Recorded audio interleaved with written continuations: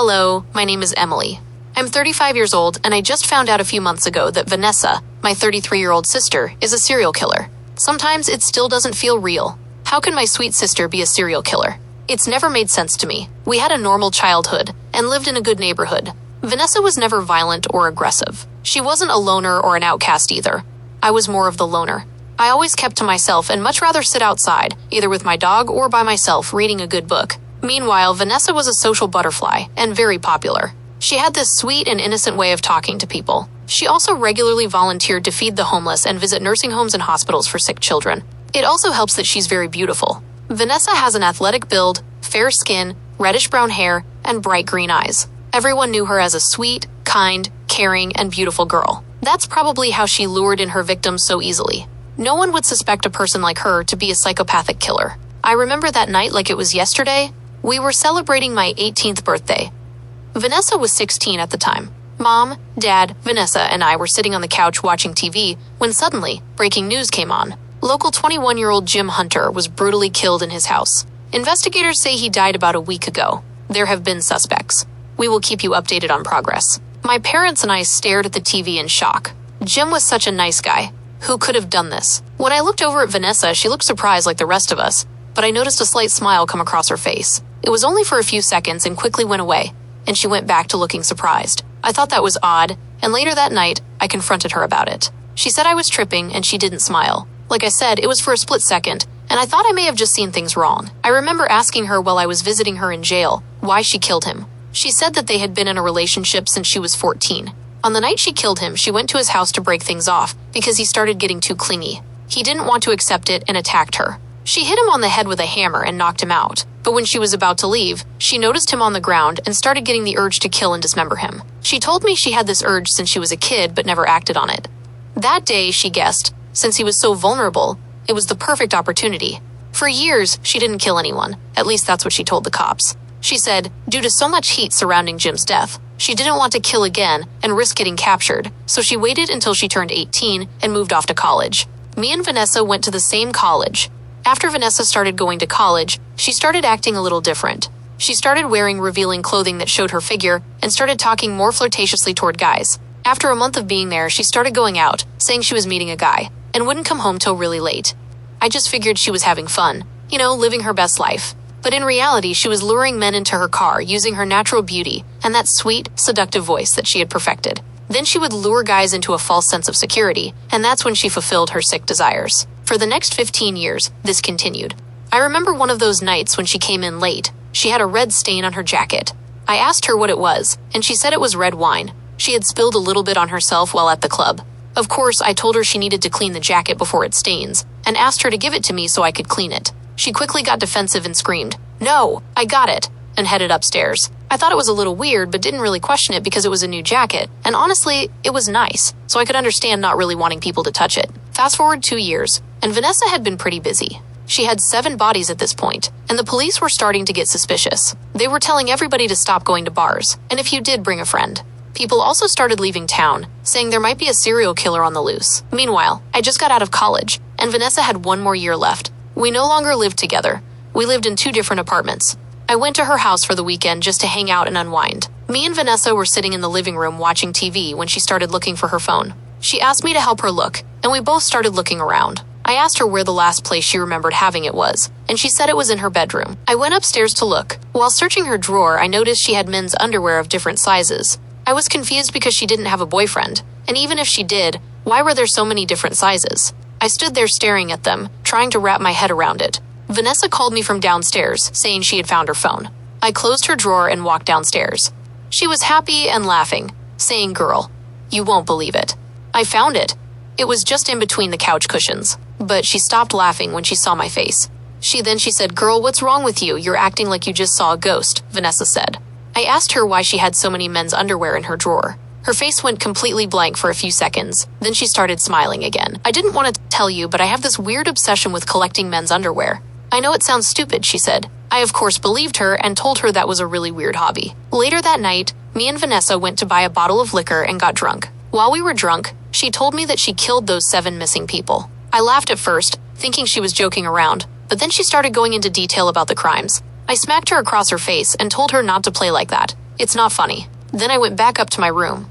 She knocked on my door a few times, saying she was sorry, but I didn't answer. I sat there completely sober, shocked, not knowing if what she said was true or just a drunk person spouting nonsense. But the way she described it, every minute detail, it had to be true. I decided to sleep on it, not wanting to think about it anymore. The next morning, I felt horrible. Vanessa took care of me the whole next week. When I started feeling better, I asked her about what she said. She looked at me confused. I told her I thought she may have been joking at first, but the way she described how she did the murders, it sounded very real. She started crying and told me she would never do something like that she watched a lot of true crime podcasts, and that's probably where she got it from. I started to feel bad and gave her a hug, saying I'm sorry that I even thought she could do that. I shouldn't have listened to her. I should have gone to the cops and told somebody. Maybe I could have prevented all of those deaths that happened after. A year goes by, and Vanessa finally graduates college. She decided to become a social media gym coach. Already having a bit of a following from being a cheerleader, it didn't take long for her to get millions of followers and start making money off Instagram. She decided to start traveling. She has been all over America, and even to a few places in Europe. During this time, she was racking up bodies. Over a 10-year period, she confirmed 80 kills. Me and Vanessa haven't really seen each other much since she started traveling. At this point, I had gotten my dream job working for a high-value tech company. I had also gotten married, and me and my husband been married for 7 years. We have 3 kids. The oldest is a boy, 5 years old. The second is a boy, 3 years old. And the third is a girl, 8 months old. When Vanessa landed, we were so happy to see each other. We gave each other a big hug, and then she introduced me to her husband. His name is Napoleon. I noticed he looked older than Vanessa. He seemed to be in his 50s. He was overweight and kind of ugly at first. I didn't know what Vanessa saw in him, but then I noticed the Rolex on his wrist, and I instantly knew why she was talking to him. She then introduced me to their 3-year-old daughter, and told me she had a surprise for me. I excitedly said, "What is it?" She handed me a pregnancy test and said, "I'm pregnant." I gave her another big hug and told her I was so excited for her. We all got in my car and drove to my house. She met my husband and my kids, and her husband and my husband hit it off instantly. They sat in the living room together, talking and watching TV, while me and Vanessa were sitting outside watching the kids play. We were sitting back just talking about life and how each other has been. I learned that she and her husband met 4 years ago and got married when they found out she was pregnant with their daughter. We all went out that night to get some food. We laughed and talked and had such a great time. The second day, our parents came over to visit, see their grandchildren, and meet Vanessa's husband. That day, we went to the arcade, went bowling, grabbed some food, and then came home to just chill. The third day is when everything changed. It started on the second night. I was going down to my kitchen to get a glass of water when I heard footsteps coming down the stairs. I turned my head to see who it was, and I saw Vanessa in a bright red dress, holding her pocketbook in hand, getting ready to head out. I said, "Vanessa." She stopped and turned to look at me. I froze for a second because she had a look in her eyes. It was the look of a predator that hasn't eaten in forever. I asked her where she was going, and she said, "To go get my fix." I asked her what she meant, and she said, "I haven't been to the club in forever, Emily." I told her, "Come on, you don't have to do that. Our entire family is here. You don't need to be passed out drunk tomorrow, unable to participate in the activities, and you're pregnant. It's not good for the baby." She said she wouldn't be passed out drunk, and the baby hasn't even formed yet. It's barely a fetus. I crossed my arms and stared at her disappointedly. She didn't say anything. I said, "Even at 33, your ass is still out here trying to live that party life." She chuckled a little bit, then opened the door and walked out. The next morning, Vanessa still wasn't home. Everyone was calling her, but she wasn't answering. We were about to get ready to go to the police station to file a missing persons report when she suddenly walked through the door. She looked terrible, covered in mud, her nose busted, her hair messed up, and parts of it ripped out. Everyone started asking her what happened, but she ignored us, repeatedly saying, "The cops are coming for me. The cops are coming for me." We asked her what she did, and she said she tried to do something terrible. 10 minutes later, we heard sirens outside. Cops barged into my house and grabbed Vanessa. My parents grabbed the kids and took them into another room so they wouldn't see what was going on.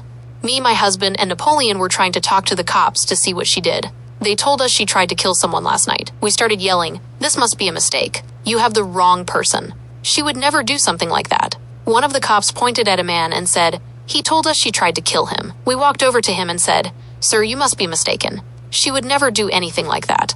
He angrily said, "Mistake? No, you don't know this woman like y'all think you do. That woman is a psychopath." I turned toward Vanessa as they were carrying her out of the house and started crying, begging her to tell me this isn't true. She said nothing, just looked at me. I sat there and cried as they put her into the police car, and they drove off. Later that day, we got called down to the police station for questioning. They had my parents go in first, and about 10 to 15 minutes later, they came out.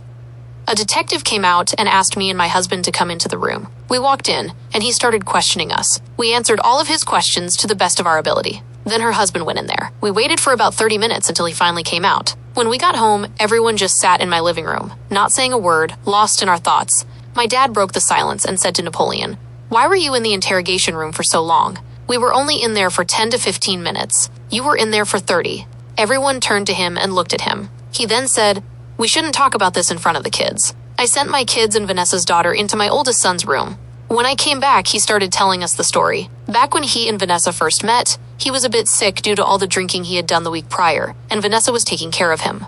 One time, while he just woke up from a nap, he looked over to his side and saw Vanessa standing over him, staring at him. He said her piercing green eyes stayed on him with an intensity he could only describe as a predator watching its prey. He quickly sat up and said, "Vanessa, what are you doing?" She snapped out of it and said, "What's wrong?" He asked why she was staring at him like that. She then said in her usual sweet voice, "Oh, I was staring.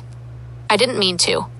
I'm sorry, I just have a lot on my mind." After she gave that explanation, he didn't think too much about it. It never happened again until last night. The night Vanessa tried to kill that man, he said she was pacing back and forth. He asked her what the problem was, and she said she hadn't had her fix in a while. He asked her what she meant, and she kept repeating, "I haven't got my fix yet." He thought she meant going out and clubbing, so he told her she shouldn't think about that anymore, that she should get rid of bad habits. She has a daughter now, and can't be doing things she used to do.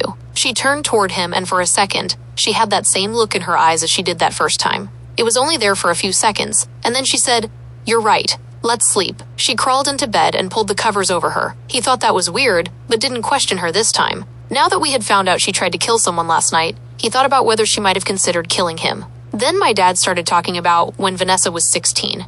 We were at Jimmy's funeral, and Vanessa walked up to Jimmy's mom and told her she was sorry for her son's death and that she knew he was in a better place. Jimmy's mother hugged her and said, "Thank you, Vanessa." While hugging her, my dad noticed a slight smile cross Vanessa's face. Not a normal smile, a devious smile, like she was proud of what she did. It was only for a second. My dad didn't know if he was mistaken or not. My mom looked at him and asked, "Do you think she killed Jimmy?" Dad turned to her and said, "I know she killed Jimmy." My mom started crying, saying, "No, not my baby girl. God, how could this happen?" Weeks passed. My parents had left, Napoleon had also left with their daughter, and I had been getting calls from the police station asking me to come in. A police officer met with me and told me that my sister had confessed to many other crimes. She told them she had done this many times all over the United States, and even a few times in Europe. She said she killed countless men, slit their throats, dismembered their bodies, and dumped their body parts in different locations. When they asked her where she dropped the bodies, she actually showed them a few locations. They found a few pits with at least 20 people in each. They asked her to show them more, but she said she didn't remember where the rest were. A search was conducted to try to find the rest, but there was little chance of actually finding them. When the media heard about this, they went crazy. Most people was calling her a monster. Some people were praising and romanticizing her. They even gave her a nickname, the Highway Seductors Killer. 1 month later, it was time for her sentencing. My husband, our parents, Napoleon, and I, along with a bunch of people, mostly families of victims and some news reporters, attended. After everyone sat down, the judge entered the room, and the trial began. They brought Vanessa in. It was the first time I had seen her since the day she got arrested. Her face was still beautiful, but her hair was in a messy bun. When she first came out, she turned toward everyone with a big grin on her face. One of the fathers of the victims tried to jump over the protective railing to get to her, screaming, "Why are you smiling?" started calling her all types of names. My sister just stared at him in amusement.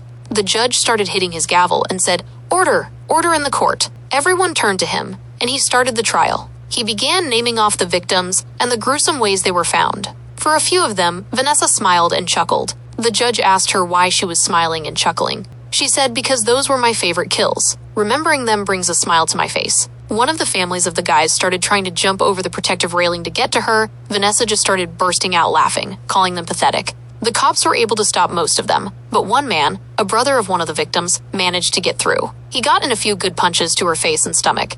The cops were able to restrain him. Vanessa's face was bloody. She was coughing up blood, and one of her eyes was bloodshot. Despite the way she looked, she was still laughing like it didn't even hurt. Once everyone was under control, the police patched up Vanessa, and the trial resumed. The judge asked Vanessa why she did everything she did. Vanessa said, "Why not?" It was fun. Vanessa's attorney tried to get an insanity plea deal, but the judge wasn't going for it due to the extreme violence and barbarity of her crimes. He sentenced her to death. My parents cried, and so did Napoleon. After the sentencing, social media went crazy. My sister's face was everywhere. People talked about the crimes she had done. Most were rightfully shaming her, and some sickos were praising her, saying they wanted to date or marry her. I even heard that some people were sending her money. 4 weeks after the trial, I tried to go up to the prison to visit my sister. They told me which prison she was at, and I went down there to see her. While we were sitting down talking, she was talking to me like she wasn't in prison, and hadn't done all those things. I asked her why she killed all of those people. She said the same thing she said at her trial. Why not? I broke down and started crying, saying I couldn't believe she was my sister. I said I had to go, and I got up to leave. Vanessa screamed at me, but I didn't turn around. 3 weeks after that, my husband Napoleon and I tried to visit her again. I called the police station, and they said she wasn't allowed to have any visitors because, during that 3-week period, she somehow got her hands on a shank and stabbed 3 inmates. 1 died, and the other 2 were severely injured. I couldn't believe it. Even in prison, my sister was still harming people. The cops really wanted to execute her immediately, but they decided to wait until she had the baby. I don't know how to feel about the situation right now. A part of me can't see past my sweet, loving sister, but another part of me can only see the psychopathic monster she's become.